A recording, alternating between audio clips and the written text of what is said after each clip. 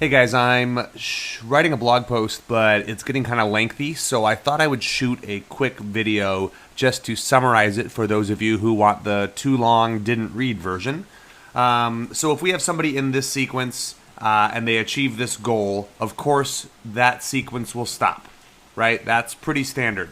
The distinction is there's a sequence setting here where you can change it to run until completed. So now, if they're in this sequence and they achieve this goal, they will stay in this sequence.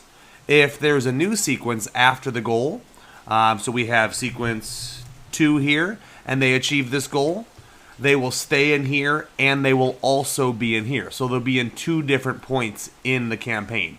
And the really common use case for this is if you've made a commitment of some kind, like 10 tips, right? If you've said, I'm going to send you 10 tips, well, you need to make sure that you fulfill that commitment.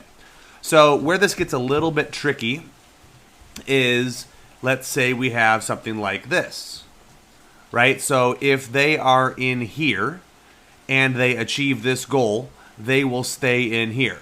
But at the time that they finish this sequence, then they will progress through to here, which tends to throw a lot of people off, right? Because they've already achieved the goal here. But because this one is set to run until completed, once this one runs out, they will also go into here. And when they achieve this goal, if there's something after it, like a sequence 3, they'll then go into here. Wow, that wasn't close. They'll then go into all of them. So they'll start in here, they achieve this goal, they go into here, they stay in here, and then they pass through to here while they're still in there. I know it's kind of convoluted, but it's one of those one-off type scenarios that you may never need. Okay, so on the flip side here, we have the concept of entry points for goals. So in this scenario, if you achieve this goal, you will automatically be added to this sequence because there's nothing before this goal. So by default, it is an entry point. But if there's a sequence here, like this, and we'll call it sequence 2, and so if now somebody achieves this goal, the only way for them to be in the sequence 3 is if they were already in sequence 2. Okay, and the distinction is a goal setting for contacts in this campaign or any contact. And you can see the graphic representation has changed there. So now, if somebody achieves this goal, it doesn't matter if they're in sequence 2 or not, they'll automatically be added to sequence 3. And where this gets a little bit trickier is when you have multiple parallel lines in the same campaign. So Infusionsoft thinks about this as the whole canvas is one campaign.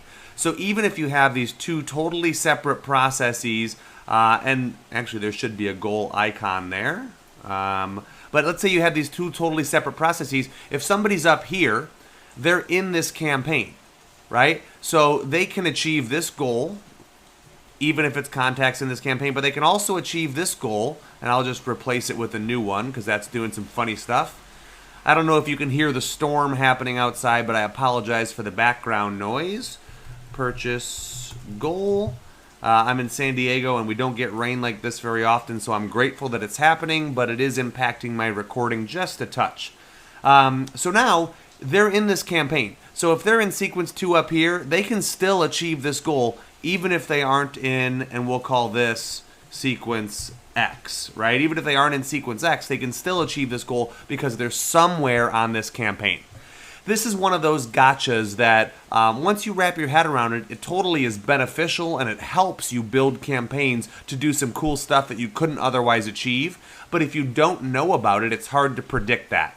If you struggle with things like these, I really recommend getting the Campaign Builder Trilogy course that I created. We go through each and every one of these scenarios and we iron them out so that there's no questions as to what to expect when you're building your campaigns or even republishing your campaigns. And you can check that out on the courses page on the Monkeypod website.